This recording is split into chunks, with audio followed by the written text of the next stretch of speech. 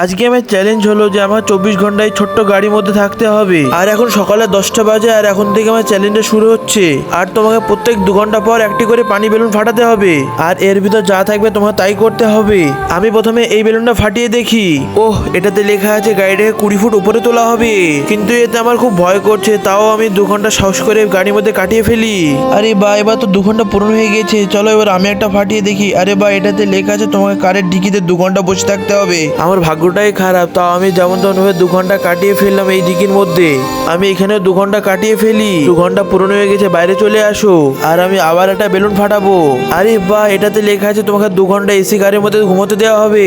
আরে বাহ, এর মধ্যে এবার আমি আরাম করে শুয়ে পড়ি। উঠুন মহারানী, তোমার 2 ঘন্টা পূরণ হয়ে গিয়েছে। আরে ঘুমোতে ঘুমোতে কখন 2 ঘন্টা পূরণ হয়ে গিয়েছে।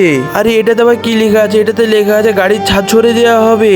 আরে না, এই 45 ডিগ্রি রোদে তো আমি কালো হয়ে যাব। ও আইডিয়া, আমি কারের এসিটাকে চালু করে ফেলি। আর এবার পেয়েছি আমি ঠান্ডাও, এবার আমার ভাল লাগছে খুব। চলো এবার আমি একসাথে 3টা বেলুন ফাটিয়ে দেখি। প্রথমটায় লেখা আছে আজকে আমি তোমার কারে ঘুমাবো। আরে না, দ্বিতীয়টাতে লেখা আছে তোমার পায়ে কুতো দেওয়া হবে।